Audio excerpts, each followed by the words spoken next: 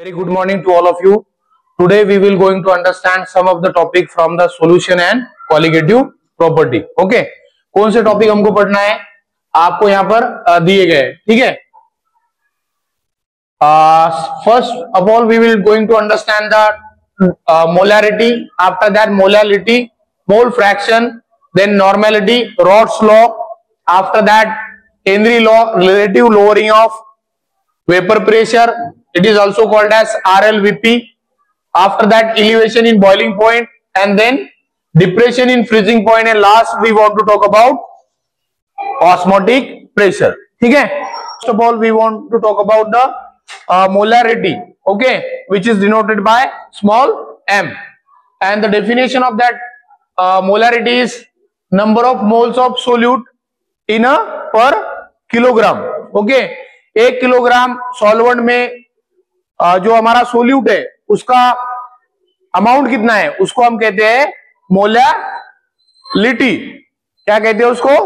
Molality. Number of moles of solute present in kilogram of solvent. Kilogram of solvent, it's called as molality. So I hope you understand. Molarity is nothing but the number of moles of solute present in 1 kilogram of solvent. It's called as molarity. After that there is a formula. Through that formula you can easily calculate the molarity of any chemical substance. Okay, and that is equals to mole is equals to number of moles of solute divided by mass of solvent in kg. Okay, it will be like that. M is equals to number of moles of solute divided by mass of solvent. Okay, so with the help of this formula you can easily calculate the molarity of any chemical solution. ठीक है. After that we want to talk about the another property which is somewhat similar to this. It is called as molarity. Okay, and the definition of that is number of moles of solute in per liter of solution. Okay, 1 litre solution में कितने मोल है उसको calculate करने के लिए हम जो property को यूज करते हैं उसको कहते हैं हम मोलारिटी. ठीक है. ठीक है. So this is all about the molarity. But how you define it? Number of moles of solute in 1 dm cube of solution, it's called as molarity. It is denoted by capital M, and the molecular mathematical expression of molarity is equals to M is nothing but the number of moles of solute in divided by volume of solution. Okay, so how you will going to calculate this? It will be M is equals to number of moles of solute and volume of solution in dm cube. Okay, 1 dm cube is nothing but the 1 liter. Okay, so always आपको जो volume लेना है वो किस में लेना है? dm cube में. मान लो अगर आपको बोला गया है एग्जाम में कि आपके पास सॉल्यूशन का वॉल्यूम है 500 ml, so in dm cube it will become 0.5. Okay, so likewise you have to calculate that. Okay, so molarity means what? Number of moles of solute present in 1 dm cube of solution. 1 dm cube solution में number of moles कितने हैं उसको find out करने के लिए जो property use की जाती है उसको हम कहते हैं molarity. Okay, now we will move toward the our upcoming property that is called as mole fraction, and it is defined as ratio of number of moles of solute present in a total solution. Okay, एक solution में जो moles है उनका ratio कितना है उसको find out करने के लिए जो प्रॉपर्टी यूज की जाती है उस प्रॉपर्टी को हम कहते हैं mole fraction, and it is denoted by x. Okay, it is denoted by x. What is the mathematical expression of this? It is always in the range of, कितने range में रहता है? 0 से 1 के बीच में. Okay, and if you want to calculate for the component x के लिए, अगर इसको आपको कैलकुलेट करना है तो कैसे कैलकुलेट करेंगे आप? That will be along with this mathematical expression xa is equals to na divided by na plus nb. Okay, we can also write this like this: xa is equals to na divided by na plus nb. So with the help of this formula we can calculate the mole fraction of component called a. एक component का mole fraction इस फॉर्मूले से easily क्या कर सकते हैं? Calculate कर सकते हैं. ठीक है, उसके बाद अगर हमें दूसरा भी कंपोनेंट है हमारे पास, जैसे कि बी भी है, तो that will be X B is equal to क्या हो जाएगा? N B divided by N A plus N B, इस तरह से हो जाएगा. Okay, and this formula you can utilize for the component B के लिए. ओके, अगर दोनों का आपको कैलकुलेट करना है तो फिर इस तरह से दोनों को मिक्स करके, और उसकी जो वैल्यू होगी वो कहां से कहां होगी? 0 से 1 के बीच में होगी. ठीक है, मोल फ्रैक्शन आपको समझ में आ गया. मोल फ्रैक्शन मतलब क्या? It is the ratio of number of moles of solute present in total components of solution. जो हमारा सॉल्यूशन का जो कंपोनेंट्स होंगे उसमें मोल का रेशियो कितना है, उसको हम कहते हैं मोल फ्रैक्शन. ठीक है, so I hope you understand. Now we will move toward the our upcoming topic, that is normality. It is also somewhat related to the molality, but one slight difference is there, that is the equivalent weight. Okay, what is the definition of this? Number of moles of gram equivalent, number of moles of gram equivalent of solute in a per liter of solution. 1 litre solution में एक solute के gram equivalent mass कितना है, उसको हम कहते हैं normality. आपको इसमें याद क्या रखना है? Gram equivalent mass. Okay, and that can be easily calculate by the using of number of hydrogen. अगर नंबर ऑफ हाइड्रोजन 2 है तो उसके टोटल मास को आपको किससे डिवाइड करना है?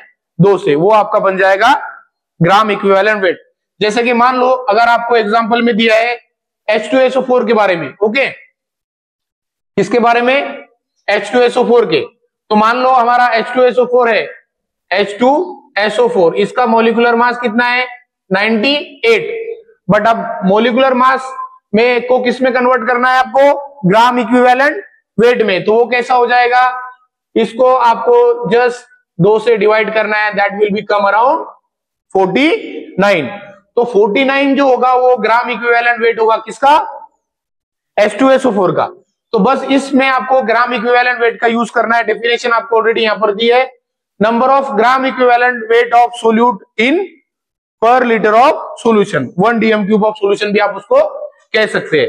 ओके, फॉर्मूला इसका कैलकुलेट करने के लिए आपको फॉर्मूला दिया है, number of gram equivalent weight divided by volume of solution in dm cube. ठीक है, so with the help of this formula we can easily calculate the normality of solution. ठीक है, so I hope you understand the fourth property. Right now we want to talk about the another upcoming property, that is Raoult's law.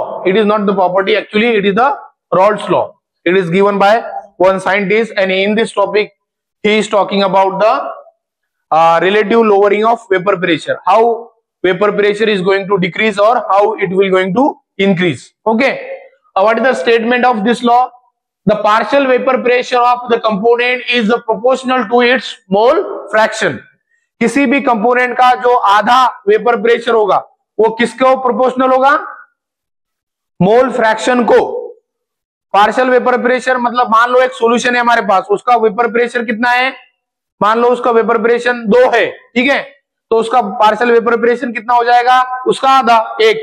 तो according to this law, the partial vapor pressure of any component is directly proportional to its mole fraction. What is the statement of Raoult's law? Partial vapor pressure of any component, it's directly proportional to its mole fraction. And how they are arranged this formula in mathematical expression that will be like this. Okay, P is the partial vapor pressure of component A is equals to P naught A is equals to P naught A into XA. Okay, so if you want to calculate the partial vapor pressure of component A, okay, अगर आपको किसी component, जैसे कि आपके पास एक component है जिसका नाम क्या है ए है, इस कंपोनेंट का आपको पार्शियल वेपर प्रेशर कैलकुलेट करना है. So how it will be calculate? Partial vapour pressure of A is equals to P naught A, मतलब actual vapour pressure of component A into mole fraction of that component जो हमारे को दिया था A. Okay, so with the help of this formula you can easily calculate the partial vapor pressure of component A. अगर component B के लिए दिया आपको तो कैसा होगा? PB is equals to क्या हो जाएगा? PB naught into XB. Okay, so with the help of this formula we can easily calculate the partial vapor pressure of component called B. Okay, अगर आपको टोटल का निकालना है तो that will be equals to partial vapour pressure of total solution, that will be PA is equals to PB and that is equals to क्या हो जाएगा? P not A into XA plus P not B into XB. Okay, so with the help of this formula we can calculate the partial vapour pressure of component A and B. So what is the, जितना mole fraction होगा उसके ही relation में क्या होगा? Partial vapour pressure होगा किसका? Volatile solution का. ठीक है, तो what is the statement? Partial vapour pressure of any volatile solution is directly proportional to its mole fraction. Mole fraction is denoted by X. ठीक है, so this is all about the Raoult's law. ठीक है, now we will move forward the another law which is talking about solubility of gas into liquid. It is called as Henry law. According to this law, if a gas want to dissolve inside any liquid, so that gas should need to follow this law. How? We will going to understand with the help of this statement. According to the statement of this law, the solubility of a gas in a liquid is directly proportional to partial vapor pressure. Directly proportional to partial vapour pressure. अगर किसी gas को liquid में dissolve करना है तो वो कैसे dissolve होगा?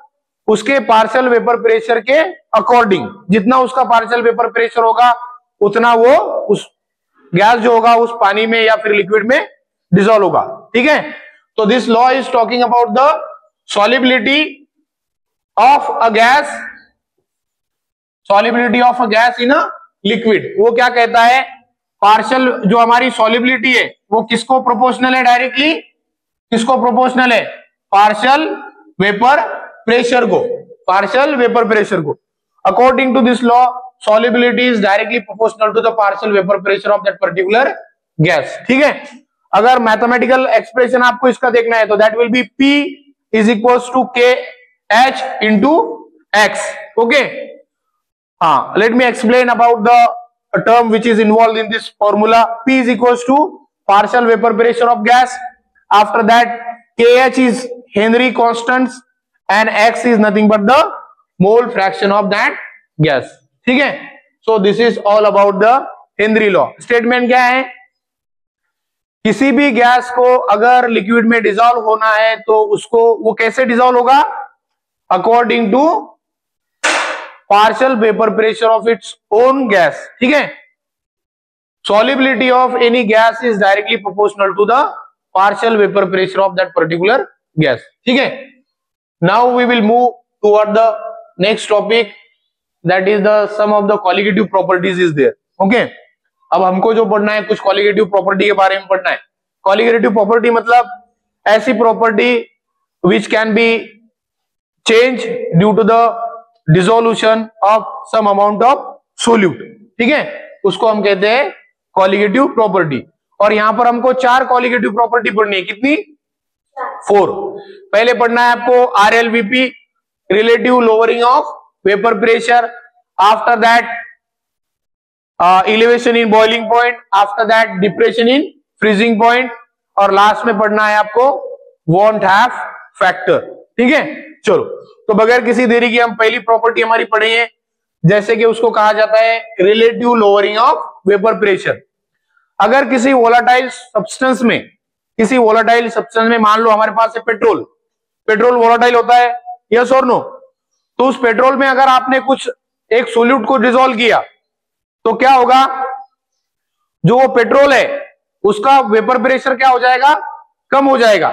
मान लो कि एग्जैक्टली तो हमको अभी पता नहीं, बट मान लो पेट्रोल का जो वेपर प्रेशर था वो 5 था। कितना था? 5 है। बट आपने उसमें थोड़ा सा नमक अगर डिसॉल्व कर लिया तो अब उसका वेपर प्रेशर क्या रहेगा? 5 रहेगा क्या? नहीं। उसी प्रॉपर्टी को हम कहते हैं relative lowering of vapour pressure. मतलब द प्रोसेस और the property in which vapour pressure of any volatile substance gate decrease after the dissolution of solute. एक सोल्यूट के डिसॉल्व करने के बाद किसी भी सब्सटेंस का, वोलाटाइल सब्सटेंस का जो वेपर प्रेशर होता है वो क्या होता है? कम होता है। उसी को हम कहते हैं RLVP, relative lowering of vapour pressure. आई बात समझ में? एक वोलाटाइल सब्सटेंस में सोल्यूट को डिसॉल्व करने के बाद उसका जो वेपर प्रेशर है वो क्या होता है? कम होता है। उसी को हम कहते हैं relative lowering of vapour pressure. Let me explain about the mathematical expression involve in this term. ठीक है, सो दैट विल बी, जैसे आपको दिया है यहां पर, जो relative lowering of vapour pressure है वो कैसा है? Change in vapour pressure divided by P not is directly proportional to the X of solute, मतलब उसके मोल फ्रैक्शन के इक्वल होगा। ठीक है, relative lowering of vapour pressure is directly proportional to the mole fraction, जैसे हमने already इससे पहले पढ़ा है। Relative lowering of vapour pressure का स्टेटमेंट आपको समझ में आया? वो क्या कहता है? एक वोलाटाइल सोल्यूट में अगर हमने, एक वोलाटाइल सॉल्वेंट में अगर हमने सोल्यूट को डिसॉल्व किया तो उसका वेपर प्रेशर क्या होता है? कम होता है। और उसी को हम कहते हैं relative lowering of vapour pressure. उसका मैथमेटिकल एक्सप्रेशन क्या है?